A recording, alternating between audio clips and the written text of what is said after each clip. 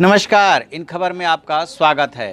प्रशांत किशोर अब ममता दी को बताएंगे कि बीजेपी की नाभि में अमृत कहां पे है और कैसे उसको मारा जा सकता है। यदि राजनीतिक गलियारों में जो खबरें चल रही है और जिस तरह से प्रशांत किशोर ने आज ममता दी से मुलाकात की है, उसके मद्देनज़र यही आकलन किया जा रहा है, यही कयासबाजी हो रही है कि संभवतः वो मंत्र फूंकने गए थे।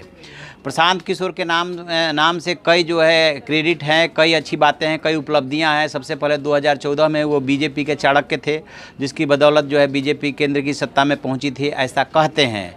उसके बाद वो बिहार में जब चुनाव हुआ 2015 में, तो वो पाला बदल करके चले गए नीतीश कुमार के साथ महागठबंधन को जीत दिलाने के लिए, और महागठबंधन ने वहाँ पर जीत दर्ज की।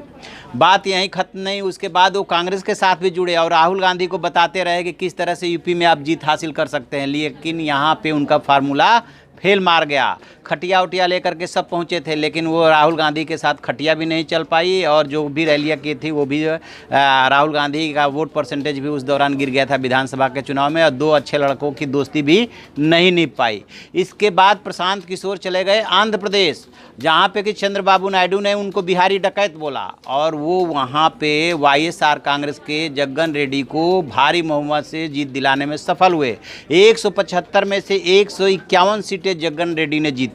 इनका यूएसपी और ज़्यादा बढ़ा। बताते हैं कि 2017 में वो जुड़ गए थे जग्गन रेड्डी से, लेकिन जब इसी बीच में वो राजनीतिक पारी की भी शुरुआत कर चुके थे और जेडीयू से जुड़ गए थे। वहाँ पे उपाध्यक्ष का उन्हें पद मिला था।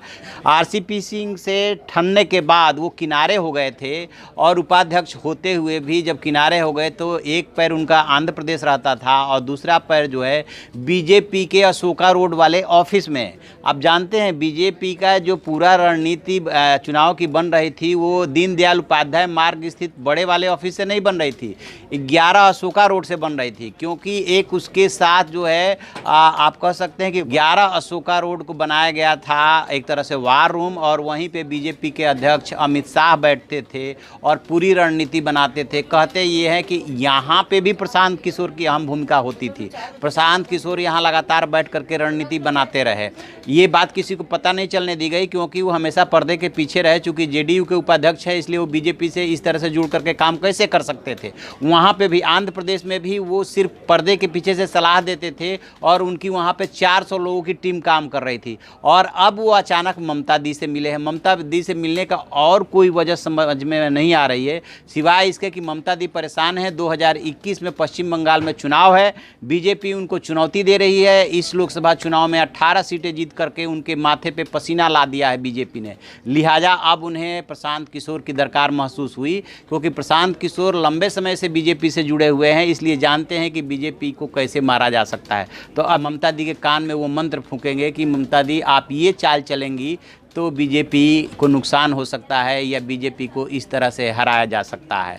देखते हैं आगे किस किस तरह की खबरें आती है। अभी वहाँ पे चुनाव में लगभग 2 साल होने को है, लेकिन उससे पहले ही रणनीतिक तैयारी शुरू हो गई है। बीजेपी ऑलरेडी वहाँ पे तैयारी शुरू कर चुकी है, पोस्ट कार्ड वार ऑलरेडी वहाँ पे चल रहा है, लेकिन इस मुलाकात को काफ़ी अहम माना जा रहा है। जो भी इसमें और डेवलपमेंट होगा हम आपको बताते रहेंगे। आप देखते रहिए हमारा डिजिटल चैनल इन खबर। Thank you. इन खबर चैनल को सब्सक्राइब करें और बेल आइकन दबाना ना भूलें।